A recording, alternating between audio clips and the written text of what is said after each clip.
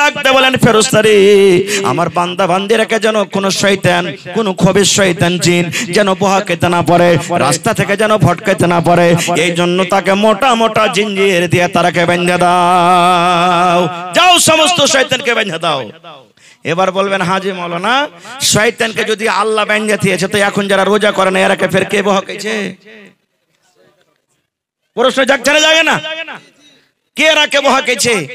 ভাইরে 11 মাস শয়তান এমন করে এরাকে সেনা তৈরি করেছে না যে রোজার মাসে ওই সেনার আসারটা এখনো আছে। একটা মিসাল দিচ্ছি আপনাকে, ডোলে পানি আছে আপনার হাঁড়িতে, এবার আপনি হাতটাকে ঘুরাতে লাগেন এমনি করে, ঘুরাইতে ঘুরাইতে পানিটা ঘুরবে না ঘুরবে না?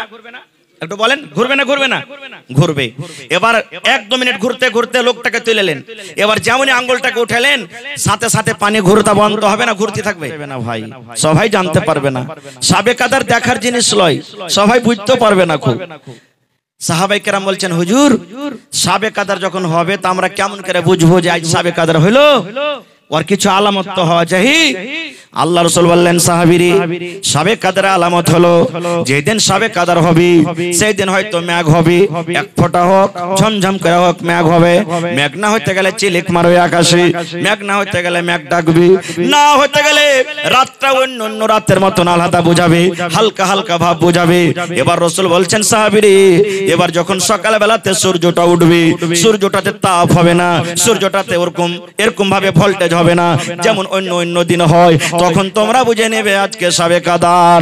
এই কথাটা যখন শুনলেন আল্লাহর নবীর স্ত্রী মা আয়েশা রাদিয়াল্লাহু তাআলা নবীকে প্রশ্ন করে দিলেন হুজুর আমি যদি জানতে পারি আজকে সাবে কাদার, আমি যদি বুঝতে পারি আজকে সাবে কাদার, তাহলে ওই টাইমে কি দোয়া করব, ওই টাইমে কি চাইবো গো নবীজি?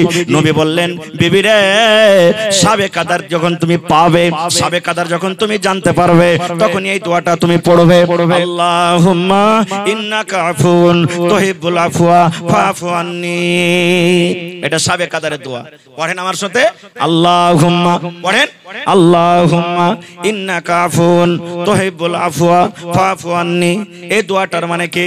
আল্লাহুম্মা এ আল্লাহ ইন্নাকা আফুন, আল্লাহ তুমি হলা maaf করনে वाला, তুমি হলা ক্ষমা করনে वाला, তুহিব্বুল আফওয়া আল্লাহ যাকে তুমি maaf করো আল্লাহ তাকে ভালোবাসো, আল্লাহ যাকে তুমি maaf করো ক্ষমা করো তাকে তুমি ভালোবাসো, ফাফু আন্নী আল্লাহ আমি তোমার গুনাহগার পাপী খাতাকার বান্দা, আল্লাহ তুমি আমাকে maaf করে দাও।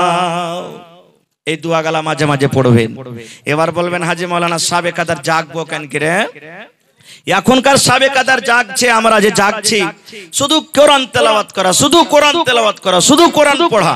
জি না, কোরআন তো পড়বেন, পড়তে হবে, কিন্তু নিয়ম যেভাবে জাগার সেভাবে আমাকে আপনাকে জাগতে হবে। শিখালেন, আজকে শিখাচ্ছি। এই যে কালকে থেকে না জাগতে হবে দিন যাওয়ার পরে। সাবে কাদারের রাত হলো 5টা, একটা 20 রোজার পর 21 রোজার রাতে, 22 যাওয়ার পর 23 রোজার রাতে, 24 যাওয়ার পর 25 রোজার রাতে, 26 যাওয়ার পর 27 রোজার রাতে, 28 যাওয়ার পর 29 রোজার রাতে, 5 দিনের মধ্যে এক রাত সাবে কাদার আছে ভাই আমার। তাহলে এই 5টা রাত জাগবেন কেমন করে? সবাই কি বলছি জাগবেন ভাই। কে জানি কখন আল্লাহ কার কোন আমলটাকে কবুল করবেন সেটা আল্লাহ জানেন।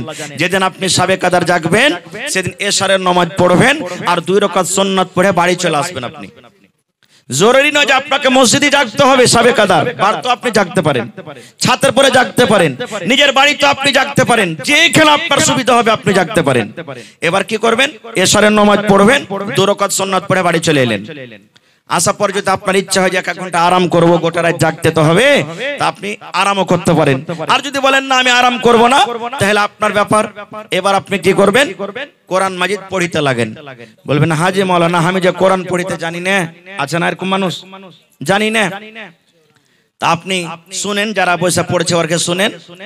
এবার বলবেন হাজী মাওলানা আমার বাড়িতে কেউ জানে না কোরআন, কাকে শুনবো? কেউ যদি না জানে তা আপনি উজু টুজু করেলেন আর উজু টুজু করে নামাজ চালু করে দেন আপনি। এবার নামাজ তারাবির নামাজ কয় রাকাত? জোরে বলেন। আর তাহাজ্জুদের নামাজ? তাহাজ্জুদের নামাজ 8 রাকাত। অন্য মাসে যেটা তাহাজ্জুদ, রোজার মাসে ওইটা নামাজের নামই হলো তারাবি।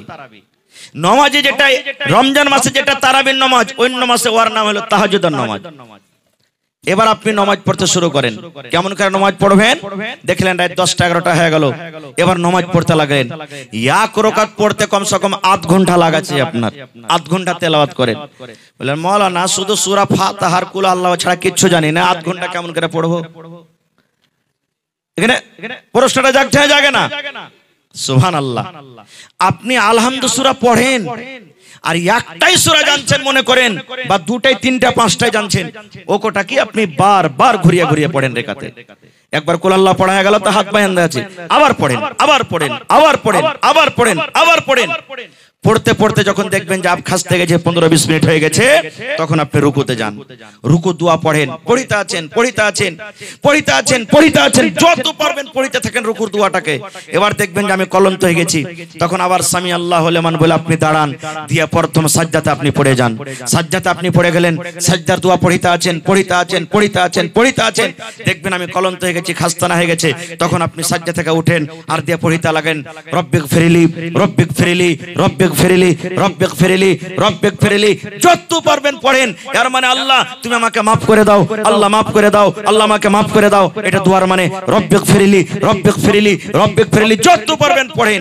এবার পড়তে পড়তে দেখলেন আমি এখন ক্লান্ত হয়ে গেছি, আবার সিজদাতে পড়ে যান আপনি, আবার সিজদার দোয়া লম্বা করে পড়িতে থাকেন, পড়িতে থাকেন, পড়িতে থাকেন। এইবারে পড়তে পড়তে দেখলেন আমি ক্লান্ত হয়ে গেছি, তখন দ্বিতীয় রাকাতের জন্য আপনি উঠেন। এরকম করে যদি আধ ঘন্টা পড়েন তো 2 রাকাত নামাজ পড়তে কতক্ষণ লাগবে? জোরে বলেন। 1 ঘন্টা লাগবে। এবার 2 রাকাত পড়ে আপনি একটু আরাম করেন। কেমন আরাম? পারেন তো কোরআন পড়িতে লাগেন না, তো এই সূরাগুলো মনে মনে আপনি পড়িতে লাগেন। এবার আপনি আধ ঘন্টা এদিক ওদিক করলেন, আবার পড়িতে লাগলেন নামাজ। উজু আছে তো ঠিক আছে, না আছে উজু করে আবার নামাজ পড়িতে লাগলেন এরকম ভাবে লম্বা লম্বা করে, আবার 1 ঘন্টা আপনার কেটে গেল। এবার আর এদিক ওদিক করলেন, আবার নামাজ পড়লেন এরকম করে করে। এবারে করতে করতে করতে দেখবেন যে আমার নামাজ এখন শেষ হইতে আসছে বা শেষ হয়ে গেল। বেতুর টেতুর পড়লেন, এবার দেখবেন যে আমি এখন 3:30টার সময়তে সাহারি খাবো। এইবারে আপনি আধ ঘন্টা সময়টাকে হাতে রাখেন, যেমন এই ঘড়িতে 3টা বাজলো, আল্লাহুস সামাদ। আপনার বাড়িতে যদি ওরকম কোনো রুম বানা থাকে, ওই রুমে চলে যান একান্তিত ভাবে, যেখানে আপনার বিবি আপনাকে যাবে না, ডিস্টার্ব করবে না, আপনার ছেলেরা ডিস্টার্ব করবে না, যেখানে আপনার কানে কোনো আওয়াজ যাবে না, বা মসজিদের কোনো কোণাতে লেগে যান আর দোয়া করতে শুরু করেন।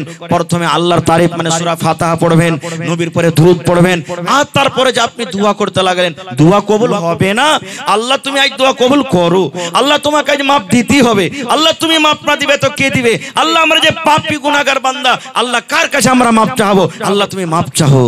রাসূল বলেছেন উম্মত রে, আল্লাহর ডরে আল্লাহর ভয়ে কানতে কানতে তোমার চোখ দিয়ে যদি এক ফোঁটা পানি গলা ঝরে যায়, আল্লাহর ডরে জাহান্নামের ডরে তোমার কানতে কানতে চোখ দিয়ে যদি এক ফোঁটা পানি বের হয়ে যায়, আরে আমার উম্মতের দল, তোমার এই চোখের পানিতে তোমার জন্য আল্লাহ জাহান্নামের আগুনকে হারাম করে দেবে। সুবহানাল্লাহ। এর নাম হলো কি সাবে কাদার। এরকম ভাবে সাবে কাদার জাগতে হবে। হায়রে আল্লাহ, আফসোসের কথা আজকে আমরা মুসলমান যে জিনিসটা এত ফজিলত, আমরা সেই ফজিলত থেকে দূরে আছি। আর একটু আগে চলেন ভাই আমার। আল্লাহ রাব্বুল আলামিন এই পাক পবিত্র রমজান মাস যখন শুরু হয়ে যায়, যেমনই রমজান মাসের চাঁদ উঠে গেল, আল্লাহ রাব্বুল আলামিন 2টা ফেরেশতাকে জমিনের ভিতরে পাঠিয়ে দেন। 2টা এলান করনেওয়ালা জমিনের ভিতরে আসে, আর ওই ফেরেশতা 2টা আসাবার এলান করেন। একজন ফেরেশতা এলান করেন, ওরে মিরকাহা গ্রামের নওজওয়ান যুবক, বুড়া বুজুর্গ, বাপজিরা, মায়েরা, খালারা, তোমরা শুনে নাও। ফেরেশতা একজন এলান করলেন, ও গুনাহ করনেওয়ালা, রুকে যাও, রুকে যাও, রুকে যাও, রুকে যাও, আর গুনাহ করিও না। তুমি 11 মাস মদ পান করিলে, এই রমজান মাস চালু হয়েছে আর মদ পান করিও না। 11 মাস তুমি তাস খেলেছো, রমজান চালু হয়ে গেছে আর তুমি তাস খেলিও না। এই গুনাহ করনেওয়ালা, পাপ করনেওয়ালা, 11 মাস তুমি নামাজ ছেড়েছো, এই রমজান মাস চালু হয়েছে, খবরদার তুমি আর নামাজ ছাড়িও না। যারা পাপ করেছো, গুনাহ করেছো, রুকে যাও, রুকে যাও, রুকে যাও, তুমি আর গুনাহ করিও না। আর যারা নেকিতে লেগে থাকে, নেকি করে, আল্লাহ রাব্বুল আলামিনের আরেকটা ফেরেশতা ডাকতে বললেন, ও নেকি করনেওয়ালা, তোমরা আর একটু আগিয়ে যাও, আর একটু আগিয়ে যাও, আর একটু তোমরা আগিয়ে যাও। তোমরা যে 5 ওয়াক্ত নামাজ পড়েছিলে 11 মাসে, রোজার মাসে নফল গলা বেশি বেশি চালিয়ে দাও। অন্য মাসে তোমরা যে নেকি গলা করেছিলে, রোজার মাসে নেকিটাকে আর একটু বাড়িয়ে দাও। অন্য মাসে তুমি 2 টাকা দান করেছিলে, রোজার মাসে দানটার তুমি পাওয়ারটা একটু বাড়িয়ে দাও।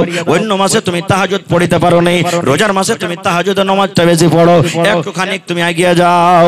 শুধু তা নয়, এই রমজান মাস যখন চালু হয়ে যায়, আল্লাহ রাব্বুল রাব্বুল আলামিন ফেরেশতাকে ডাক দিয়ে বলেন, ফেরেশতারি আমার যত জাহান্নামের গেট আছে, যত জাহান্নামের দুয়ার আছে, সমস্ত দুয়ারকে তোমরা বন্ধ করে দাও রে।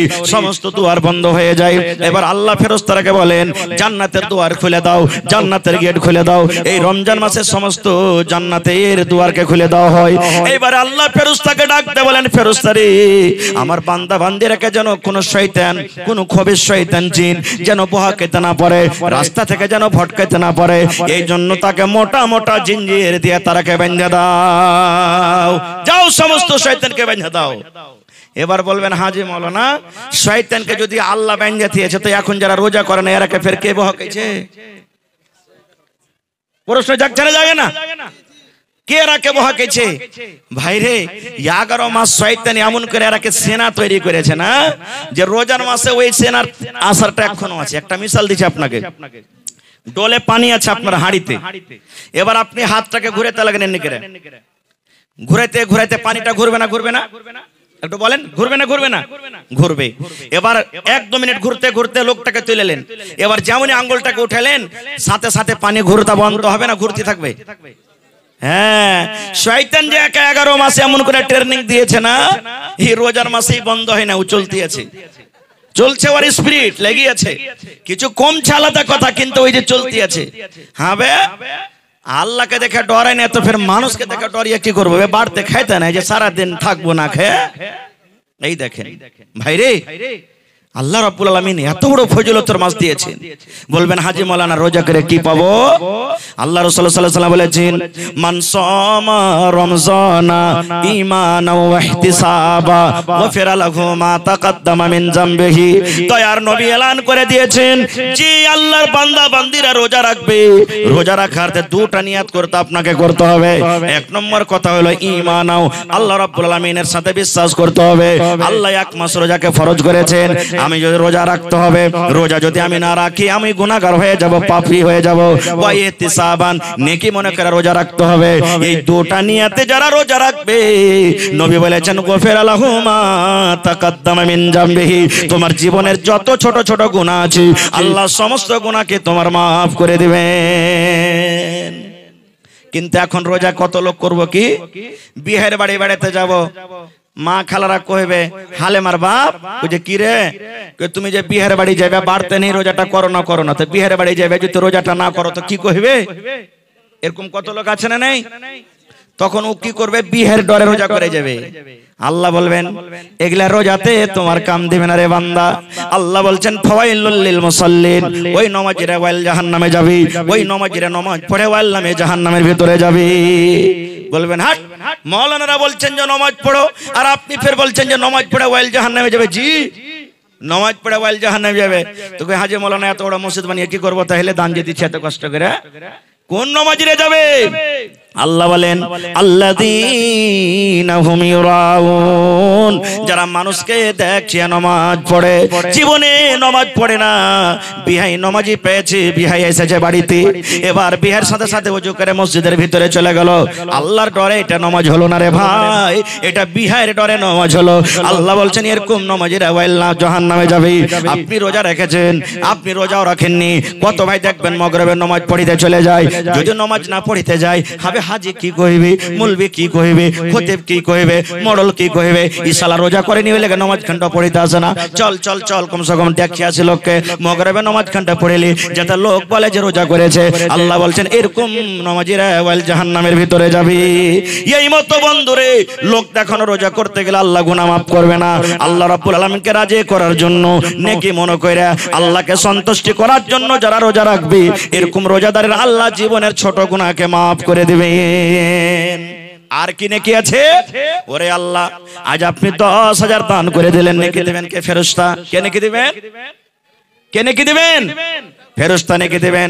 নামাজ পড়বেন কে? ফেরেশতা নেকি দিবে। আপনি হজ করতে যাবেন, ফেরেশতা নেকি দিবে। কোরআন তেলাওয়াত করবেন, ফেরেশতা নেকি দিবেন। দান করবেন, ফেরেশতা নেকি দিবে। মা বাপের খেদমত করবেন, ফেরেশতা দিবে। প্রত্যেক কাজে কাজে ফেরেশতারা নেকি দিবেন।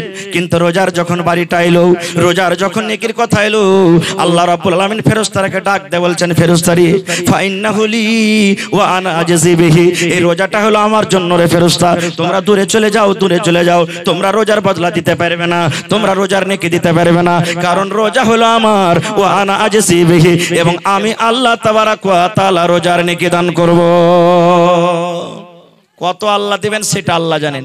আল্লাহ কিয়ামতের দিন প্যাক করে সুন্দর করে আপনার হাতে দিবেন, বান্দারে আমাকে না দেখে বিশ্বাস করে তুই যে রোজা করেছিস, তুই ইচ্ছা করতে গেলে লক করে পানি পান করতে পারতি, ইচ্ছা করতে গেলে নদীতে তুই ডুব মেরে পানি পান করতে পারতি, কেউ দেখতো না, কিন্তু যখন তুই আমার উপরে বিশ্বাস করে রোজা রেখেছিস, আমি আল্লাহ যা কি বদলা দিব জানেন? আল্লাহুস সামাদ। জান্নাতের ভিতরে 8টা দুয়ার আছে রে ভাই। কয়টা দুয়ার আছে? 8টা দুয়ার জান্নাতের ভিতরে আছে। যারা নামাজ পড়বে নামাজের দুয়ারে যাবে, রোজা রাখবে রোজার দুয়ারে যাবে, হজ করবে হজের দুয়ার দিয়ে যাবে, যাকাত দেবে যাকাতের দুয়ার যাবে। এই করে করে একটা দরজার নাম আছে, গেটের নাম আছে আর রায়্যান। কি? আর রায়্যান। ওইখান দিয়ে কারা যাবে? যারা রোজা করেছে তারা যাবে ওই গেট দিয়ে, যারা হজ করেছে তারা যাবে না ওই গেট দিয়ে, যারা নামাজ পড়েছে তারা যাবে না ওই গেট দিয়ে, যারা দান করেছে তারা যাবে না। কারা যাবে? রোজাদারেরা যাবে। কিয়ামতের দিন আল্লাহ এলান করবেন, আইনা সায়মুন, আইনা সায়মুন, আইনা সায়মুন, আইনা সায়মুন, ও রোজাদার তোমরা কোথায় আছো? রোজাদার তোমরা কোথায় আছো রে? আবেদা জাহেদা খালেদা, এই তোমরা কোথায় আছো রে? রোজা যারা রেখেছো কোথায় আছো? এসো এসো এসো, তোমরা আমার এই জান্নাত এই রায়্যান দিয়ে তোমরা জান্নাতের ভিতরে চলে যাও। এবার যত রোজাদার আছে এবার ওই জান্নাতের রায়্যান দিয়ে ঢুকে যাবে।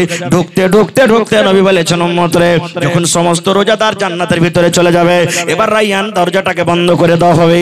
এবার যেমনই বন্ধ করে দেওয়া হলো, বিনা রোজাদার আর কিন্তু ওই গেট দিয়ে ঢুকতে পারবে না। সুবহানাল্লাহ। Special gate. আল্লাহ নবীর সাহাবী হযরত আবু বকর বলছেন, হুজুর জান্নাতের ভিতরে 8টা দুয়ার আছে, আর দুয়ার গালা ডাকবে আমার দিক দিয়ে এসো। যারা নামাজ পড়েছে নামাজের দুয়ার বলবে আমার দিক দিয়ে এসো, যারা রোজা রেখেছে রোজার দুয়ার বলবে আমার দিক দিয়ে এসো, যারা দান করেছে দানের দুয়ার বলবে আমার দিক দিয়ে এসো। এরকম কি কোনো মানুষ হবে যে লোকটা দুয়ারের আগা দিক দিয়ে হাঁটবে আর সমস্ত 8টা দুয়ার তাকে ডাকবে আমার দিক দিয়ে এসো, আমার দিক দিয়ে এসো, আমার দিক দিয়ে এসো? এরকম কি কোনো আল্লাহর বান্দা আছে? রাসূল বলছেন, হ্যাঁ রে আবু বকর, হ্যাঁ আছে। আর যত লোক যাবে তাদের মধ্যে একটা তুমি আছো। সে আবু বকরটা কে জানেন? আবু বকরটা কে? হায়রে আল্লাহ, নবীজি একদিন সাহাবীরাকে বলছেন দান করো। রাসূল সাহাবীরাকে বলছেন দান করো, বাড়ি চলে গেলেন, দানে পাল্লা পাল্লি শুরু করে দিলেন। উমর ফারুক মনে মনে হাসছেন, আজ আবু বকরকে দান করে জিতবো। যেমন আজ আপনারা পাল্লা পাল্লি দেখালেন, কি দেখালেন না? হ্যাঁ, আমি দিন 10,000 আর তুই দিবি না কেন? তুই 6,000 টাকা দে, তুই 10,000 দিন, তুই 15,000 টাকা দে। এটা জায়েজ আছে, এটা কোনো নাজায়েজের কারণ নেই এখানে, কিন্তু আল্লাহকে সন্তুষ্ট করার জন্য হচ্ছে, লোক দেখানো নাই। এবার উমর ফারুক বাড়ি চলে গেলেন, আজ আবু বকরকে দান করে জিতবো। বাড়ি চলে গেলেন, কপি কলম নিয়ে বসলেন, মালকে 2 ভাগে ভাগ করলেন। 1 ভাগ মাল বাড়তে রাখলেন আর 1 ভাগ মাল এসে নবীর দরবারে হাজির করলেন। আর মনে মনে কিন্তু খুশি, আজ আবু বকরকে দান করে বলেন জিতবো। এবার আবু বকর রাদিয়াল্লাহু তাআলা আনহু বাড়ি চলে গেলেন। বাড়িতে যাওয়ার পর তখন বিবিকে বলছেন, হ্যাঁ গো নবীজি দান চেয়েছেন যে দান দাও, বাড়িতে কিছু আছে?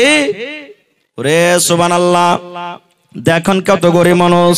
বিবি বলছেন, স্বামী গো মাত্র 1 সামান 2.5 কিলো যাও কিংবা জয়ের আঠা আছে গো স্বামী জান, আর কিন্তু আমার বাড়িতে কিছু নাই। ওরে আল্লাহ, গ্রামের যদি মডল হাজি সাহেব সবাই 10,000 5,000 দিচ্ছে, আর ও যদি কয়ে যে আমি 100টা টাকা দেবো, আপনারা চিন্তা করবেন না? করবেন না? মৌলানা ঘুরিয়ে দেন, ওর বদলে আমারই দিয়ে দেবো টাকাটা। কত লোক বলে দেবেন? হযরত আবু বকর সাহাবীর মধ্যে বড় সাহাবী বলছেন, আল্লাহ উমর উট, উসমান গানি ঘোড়া, উট, ছাগল, বকরি, সোনা চাঁদি সব দান করলে, আর সামান্য একটা আমি নিয়ে কেমন করে যাব? খায়ের যা হোক, ওই দান কোটাকে নিয়ে ওপর থেকে চাদর দিয়ে ঢেকে নিলেন, গায়ে দিয়ে দিলেন, আর দিয়ে চলে গেলেন। কেউ না জানতে পারে ঢেরিতে ঢেলে দিলেন। মানুষ কহে যেখানে রাইত হয় বাঘের ডর হয়, যে যেখানে পালাবো যেখানে রাইত হবে কিংবা গাড়ি খারাপ হবে, নাকি ডাকাতের যেখানে ডর আছে, যেখানে তাড়াতাড়ি করে পালাবো যেন ডাকাত ছিনতাই না করে, ওখানে রাইত হবে কিংবা গাড়ি খারাপ হবে। তো আবু বকর রাদিয়াল্লাহু তাআলা বললেন যে কাউকে জানাবো না, আমি ঢেলে দেবো ঢেরিতে। এবার রাসূল হাজিরি শুরু করে দিলেন। হে উমার তুমি কে দিয়েছো বাবা? নবী গো মালকে দুই ভাগ করে এক ভাগ বাড়িতে রেখেছি, এক ভাগ দিয়ে দিয়েছি। এই করতে করতে আব্দুর রহমান তুমি কি দিয়েছো? নবী গো আমি 1000 কিলো খাজুর দান করে দিয়েছি। নবী বলছেন আবু বকর তুমি কি দিয়েছো বাবা, আজকে কে তুমি দান করেছো? আবু বকর বললেন ইয়া রাসূলুল্লাহ কি আমি দান করেছি ওটা জিজ্ঞাসা না করে নবী গো আমি বাড়িতে কি রেখেছি আর কি দান করেছি এটা জিজ্ঞাসা করেন। নবী বললেন কি দান করেছো, কি বাড়িতে রেখেছো? এবার আবু বকর রাদিয়াল্লাহু তাআলা বলছেন আল্লাহ নবী গো আমি আপনার বন্ধু, আপনার শ্বশুর, আপনার সাথী, আপনার সাহাবী আল্লাহ এবং আল্লাহ রাসূলকে বাড়িতে রেখে গো নবীজি আমার বাড়িতে যা ছিল সব কোটা আমি ঢেরিতে ঢেলে দিয়েছি। নবীজি যা ছিল বাড়িতে আল্লাহ এবং আল্লাহ রাসূলকে বাড়িতে রেখে সব কোটা আমি ঢেলে দিয়েছি।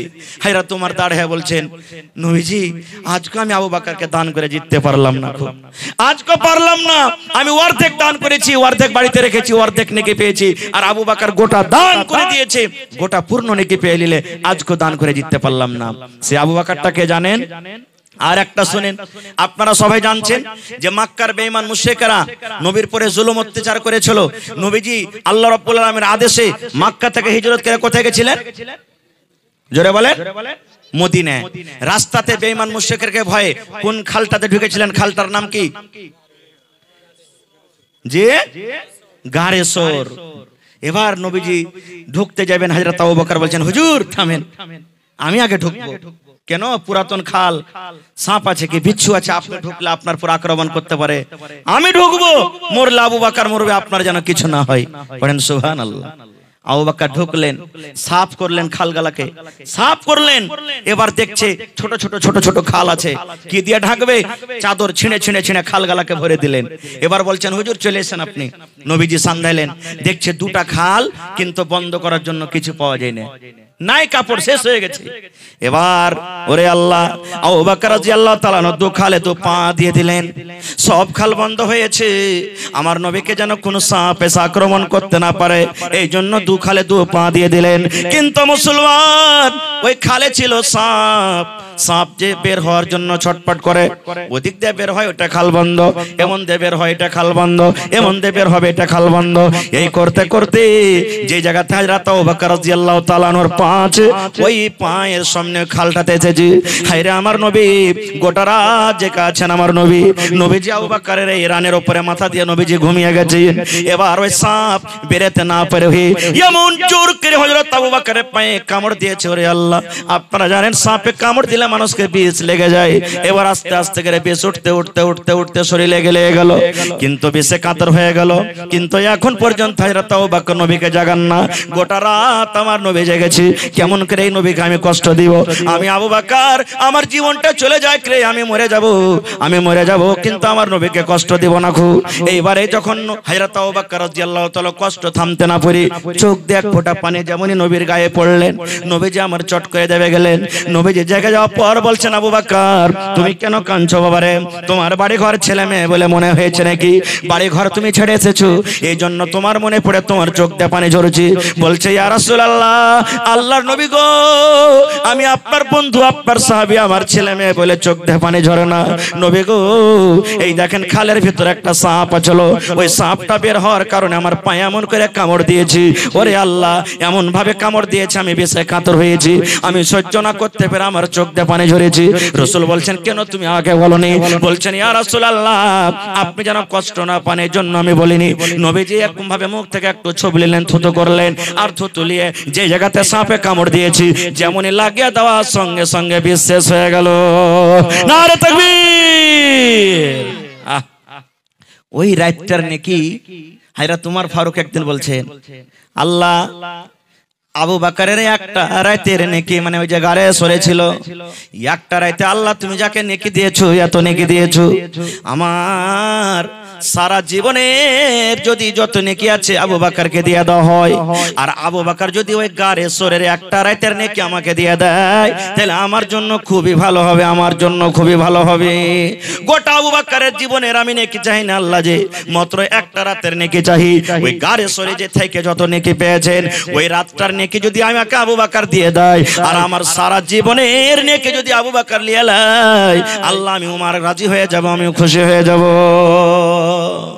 অনেক ঘটনা আছে আবু বকরের জীবনের ভাই আমার ভাইরে, অনেক কথা আছে। এই মাসে ফিতরা আদায় করতে হয়, ফিতরা দিতে হয় না, হয় না? ফিতরা আদায় করতে হয়। ফিতরাটা কেন দিতে হয়? সুবহানাল্লাহ। আল্লাহ রাব্বুল আলামিন ইবাদতটাকে খালিস করেছেন যেন ইবাদত খালিস হয়ে থাকে। আল্লাহ রাব্বুল আলামিন মানুষকে বলছেন, মানুষ রে, তোমাকে আমি মিথ্যা কথা বলতে বলেছিলাম রে মানুষ, কিন্তু হয়তো তুমি মুখ দিয়ে মিথ্যা কথা বলে দিয়েছিলে।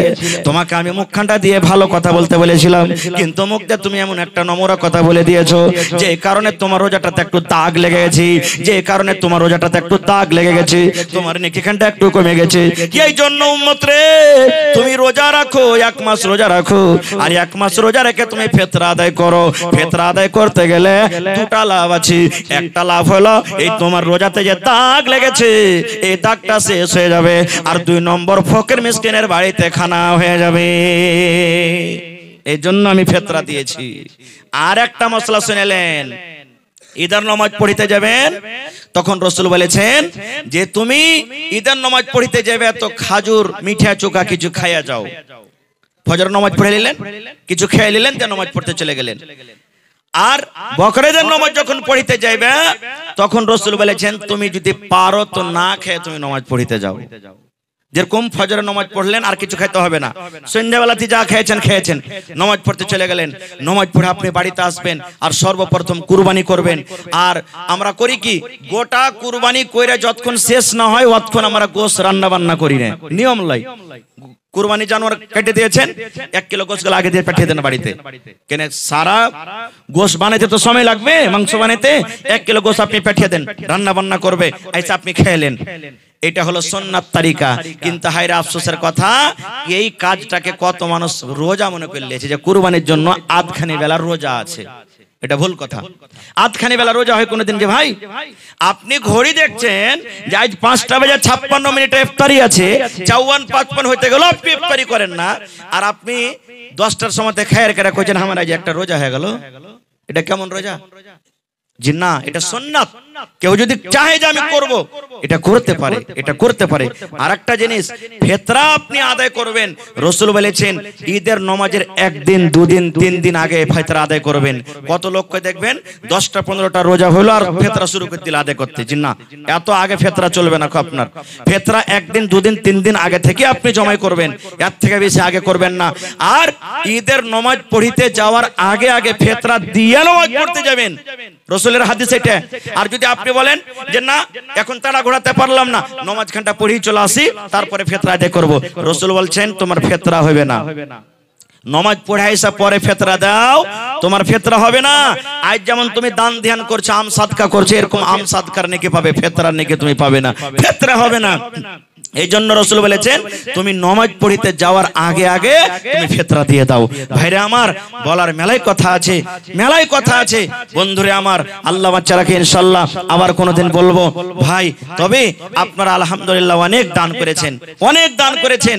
তবে আজকে আমি জালসাতে সব দান করলেন, আপনারা টাকা পয়সা সব দিলেন।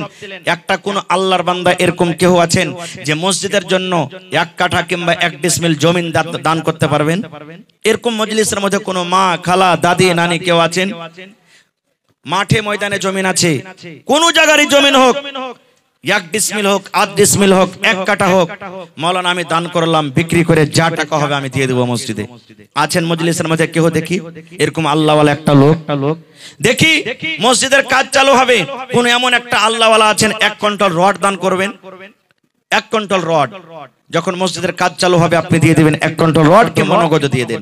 দেখি কোন আল্লাহওয়ালা আছেন 1 গাড়ি বালু দান করবেন, 100 সেফটি বালু।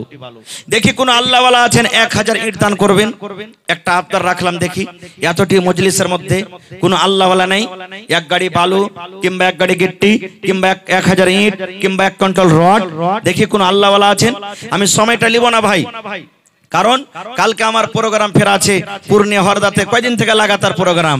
এই জন্য 5 থেকে 10 মিনিটের মধ্যে দেখি একটা আমি আবদার রাখলাম, ভাইরে দেখি কোন আল্লাহওয়ালা একটা মুজাহিদের কম নাই যে একটা সামান দান করবেন। মাশাআল্লাহ, কি নাম ভাই? আইছেন, সালাম করিলে আপনার সাথে। মাশাআল্লাহ, জাযাকাল্লাহ। কি আপনার নাম? মুখতার আলম। মাশাআল্লাহ, দেখেন দিল ফেটে গেছে ভাই, সুবহানাল্লাহ। কি দিবেন আপনি? এক ট্রাক্টর 1 কাঠা ভূমি দিবেন। সুবহানাল্লাহ, একটু জোরে বলেন নারে তাকবীর। নারা কিন্তু হলো না ভাই, দেখেন দিল ফেটে গেছে ভাই। 1 কাঠা জমিন দান করলেন ভাই আমার মুখতার আলম সাহেব, আল্লাহ মসজিদের জন্য।